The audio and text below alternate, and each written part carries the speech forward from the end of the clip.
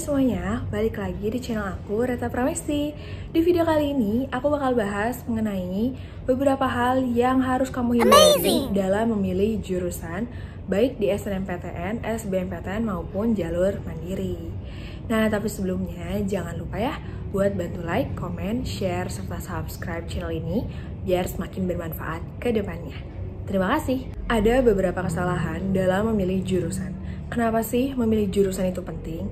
Karena jurusan yang kita ambil itu akan menentukan sedikit banyaknya bagaimana kita di masa depan. Walaupun memang tidak semua jurusan yang kita ambil itu tuh bakal berpengaruh ke karir kita. Namun, ada baiknya kita memaksimalkan dalam memilih jurusan agar sesuai dengan kemampuan kita. Nah, berikut ada beberapa kesalahan yang perlu kamu hindari dalam memilih jurusan kuliah. Yang pertama, kurang riset. Dalam memilih jurusan, kita tidak boleh asal memilih. Misalnya, karena teman itu memilih jurusan kedokteran, kita pengen juga jurusan kedokteran. Tidak semudah itu ya. Kenapa? Karena kita kan sudah dewasa. Kita bisa untuk memilih jalan hidup kita masing-masing. Oleh karenanya perlu riset. Jadi, jurusan yang kamu ambil itu benar-benar matang kamu pilih. Apa sih jurusannya? Belajar apa aja? Bakal jadi apa? Lalu nanti lingkungan kampusnya seperti apa, dan lain-lain yang harus kamu breakdown satu persatu. Nah, kalau misalnya kamu masih bingung, kamu juga bisa melihat nih, misalnya nilai kamu itu tuh tinggi atau menonjolnya di mana, sehingga kamu bisa menyesuaikan kepada pilihan jurusan yang kamu minati. Misalnya di nilai rapor, ternyata nilai sosiologi kamu tuh paling tinggi. Bisa jadi kamu memang cocok untuk masuk ke jurusan sosiologi, administrasi, ataupun jurusan-jurusan yang ada di FISIP. Yang kedua, terburu-buru dalam mengambil keputusan. Dalam memilih jurusan kuliah, itu tuh perlu untuk memilih dengan matang. Dimana kematangan ini tuh gak bisa diukur dari waktu yang singkat. Oleh karenanya kita harus pikirkan dari kita masuk ke SMA, jurusan apa sih yang kita pilih, apakah IPA atau IPS. Kalau IPA berarti jurusan-jurusan yang berhubungan dengan eksakta, sedangkan kalau IPS berhubungan dengan humaniora. Nah, dari situ bisa kita tentukan nih, apa sih kira-kira jurusan yang cocok. Ingat, kamu akan menjalani jurusan itu berapa tahun, jadi matangkan pemilihan jurusan kamu. Yang ketiga, menerima nasihat yang kurang relevan. Nah, biasanya ini juga menjadi kesalahan atau kendala yang dialami oleh siswa. Terlalu banyak nasihat, apalagi yang tidak relevan dengan kemampuan diri, itu malah menjadi semakin mengusingkan diri dalam memilih jurusan. Jadi, sebagai orang yang tumbuh menjadi dewasa, kamu perlu untuk menyaring atau memfilterisasi komentar-komentar dari sekitar. Nasihat mana yang kira-kira relevan dengan diri kamu, dan mana yang tidak relevan. Tidak apa-apa, beri saja pemahaman ketika ada orang lain menasihati dengan kurang relevan. Karena kamu memiliki hak dalam memilih jurusan kamu oleh diri sendiri. Yang keempat, tidak memperhatikan lingkungan jurusan. Nah, dalam memilih jurusan juga, kita perlu sedikit banyak tahu gimana lingkungan jurusan itu.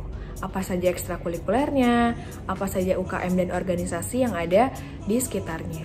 Nah, karena apa? Karena itu akan menumbuhkan kemampuan dalam diri kamu, soft skill yang akan dibentuk, misalnya leadership, kerjasama, kritis, dan lain-lain. Nah, jadi ketika nanti sudah memilih jurusan, jangan lupa untuk bergabung ke organisasi-organisasi positif ya. Yang kelima, memilih jurusan karena orang terdekat. Nah, buat kamu yang punya teman, sahabat, pacar, dimana mereka tuh menyarankan jurusan yang sebenarnya itu tidak kamu ingin untuk masuki, tapi mereka memaksa.